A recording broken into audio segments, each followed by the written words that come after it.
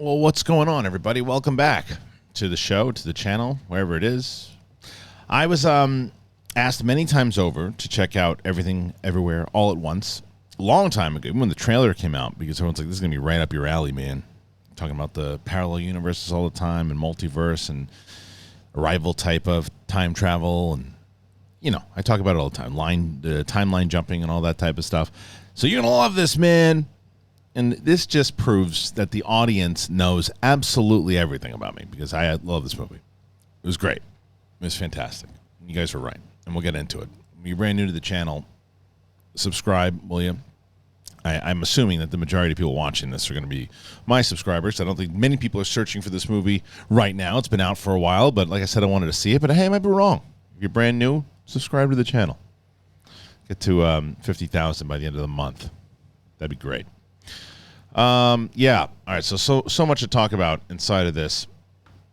First of all, the return of Quan, who I hope I said that right, who of course was Data from the Goonies, Short Round, and he's in this, but he plays Waymond, and he is the husband of Evelyn, played by the brilliant Michelle Yeoh. This movie, it's how can you really explain it? And it's funny because even though the directors of this film are geniuses, and it's written and directed by Dan Kwan and Daniel Scheinert, and it's produced by the Russo brothers.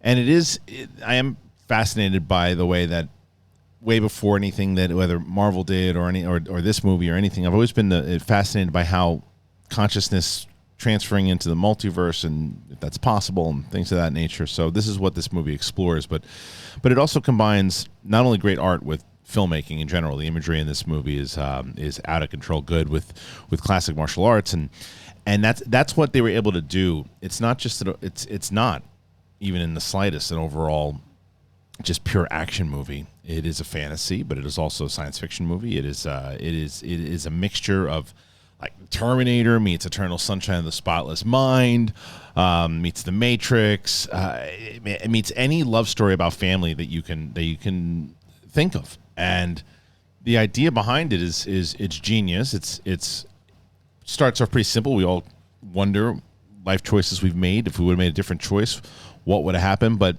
in this, again, science fiction kind of way that it takes elements of each person's personality and personal struggles and things that they're going with and maneuvers it into this very clever thing. There's some stuff in the movie that is not for everybody, and I think a lot of people might find it goofy. And again, this is a non-spoiler, so I don't want to give specific examples, but there are certain things there.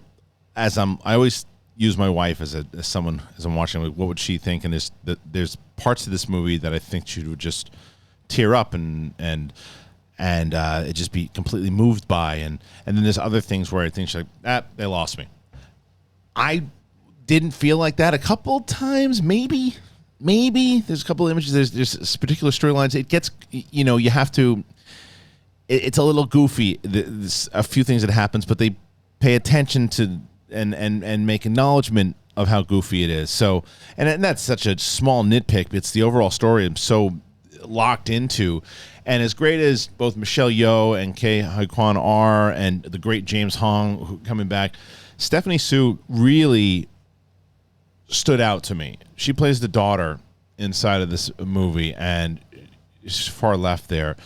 I was not familiar with her work beforehand, but man, does she just she steals a lot of the scenes that she's in, if not all of them. And she plays the daughter inside of this movie itself.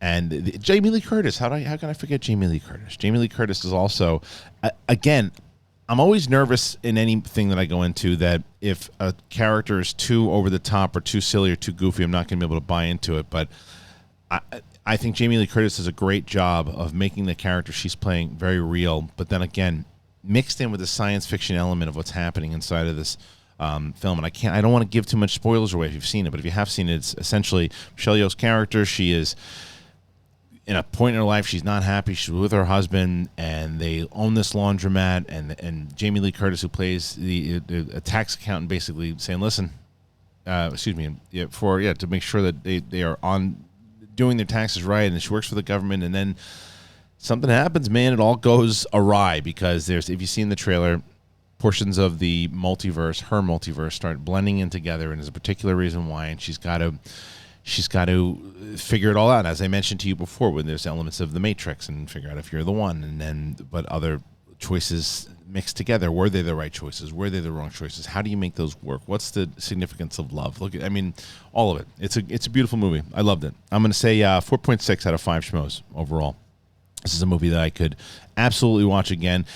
It's long. This is where I'm going to say to people who always go, what's wrong with a long movie? In this case, nothing.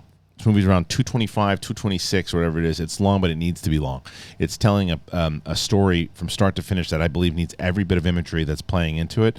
So that's the difference. It's not. I don't have an issue with long movies at all. If a movie's 250, 3 hours and 40 minutes, but it deserves to be, then I have no problem with the length of the movie.